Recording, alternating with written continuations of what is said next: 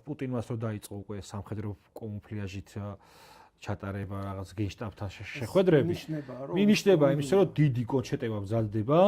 სავარაუდოდ ეს ალბათ რაღაც თებერვალი რაღაც აი ეს პერიოდი იქნება და კიდე უფრო ესე იგი ძიმე იქნება მოლაპარაკებების შემდეგი რაუნდი, რომელიც ალბათ, ჩემი გათვლით გაზაფხულზე უნდა მოუწიოს.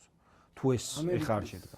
ინტერესში არის, რომ რაც შეიძლება მომგებიან პოზიციაში გაყინოს კონფლიქტი უკრაინისთვის და ევროპას დაუტოვოს მემკვიდრეობად შედარებით უფრო ნაკლებად წამგებიანი მემკვიდრეობა დაუტოვოს.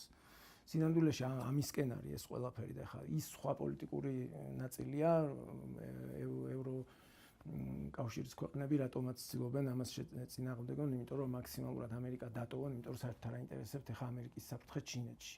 შენ 80 წელი ფაქტიურად შენს გვერდით ვიყავით, კი კეთილდღეობაში აცხოვრა ასე ვთქვათ ამერიკამ, მაგრამ შენ გეოპოლიტიკურ თამაშს თამაშობდით, ჩვენ წინააღმდეგი ვიყავით ნატოს გაფართოების, ახლანდელ იმაზე არ ვამბობ, ზოგადად ევროპის ინტერესში ნატოს გაფართოება არ შედიოდა, ეხლა საერთოდ არ აინტერესებს გერმანიას, საქართველოში კეთილდღეობა იქნება, ევროკავშირში იქნება თუ არა და უკრაინაში რა ის მას პირიქით გეოპოლიტიკურად და ეს ბუფერი აწყობს სწორედ რა ნეიტრალური, მაგრამ ეს გაფართოება ინტერესში იყო თავად ამერიკის და რა კი ეს გააკეთე და აქეთკენ გვიბიძგე, ჩაგვიხსენი მორალური იმით ვსჯელობ ეხლა მე და ამის გარდა კი სხვა ნიუანსი. რიტორიკის მიღმა რას ფიქრობენ ამას? ანუ ევროპელების შეშფოთება არის მორალურად აბსოლუტურად გამართლებული.